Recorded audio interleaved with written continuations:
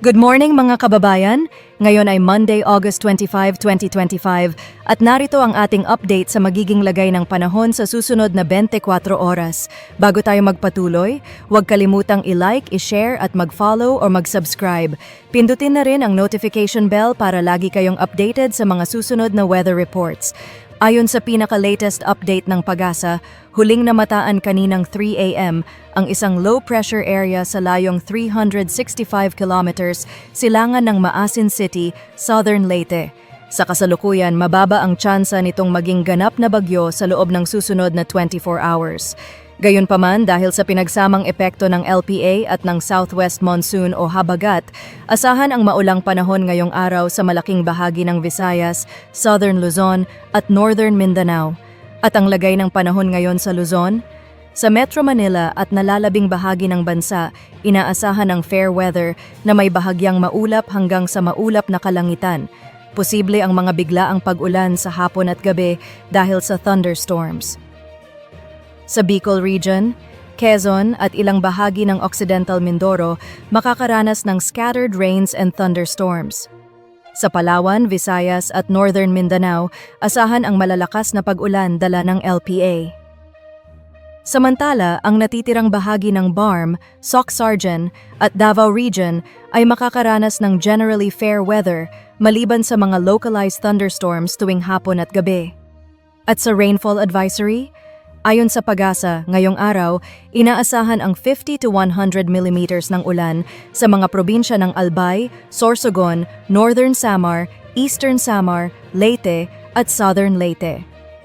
Tomorrow, Tuesday, mas maraming lugar ang maaapektuhan ng ulan dahil sa habagat, kabilang ang Palawan, Occidental Mindoro, Antique at Negros Occidental.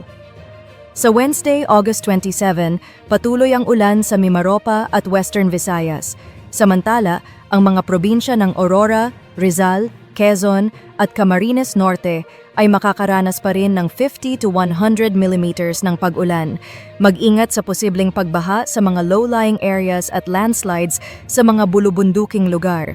May posibilidad din ng localized flooding sa mga lugar na malapit sa ilog at dalampasigan. At sa sea condition, walang nakataas na gale warning at banayad hanggang katamtaman ng alon sa malaking bahagi ng bansa. Ngunit mag-ingat pa rin dahil sa posibleng offshore thunderstorms na maaaring magdulot ng biglaang pagbugso ng hangin at bahagyang pagtaas ng alon. Sa ating 4-day outlook, from Tuesday hanggang Friday? Tuesday, patuloy ang mga pag-ulan sa malaking bahagi ng Visayas, Southern Luzon, Mimaropa at Western Mindanao. Wednesday to Thursday, asahan ang scattered rains and thunderstorms sa Metro Manila, Central Luzon, Calabarzon, Mimaropa, Bicol Region at Visayas. Friday, improving weather conditions sa Bicol Region at Eastern Visayas, ngunit magpapatuloy ang mga pag-ulan sa Metro Manila, Central Luzon, Calabarzon, Mimaropa at Western Visayas. Kahit mababa ang tsansa ng LPA na maging bagyo, magdudulot ito ng malalakas na ulan kasama ng habagat, mainam na maging handa at alerto sa posibleng pagbaha at landslides. Iyan ang ating weather update para ngayong araw. Para lagi kayong updated, huwag kalimutang mag-like, mag-share at mag-follow or mag-subscribe. I-click na rin ang notification bell para palagi kayong unang makaalam ng susunod na weather reports. Ingat po tayong lahat.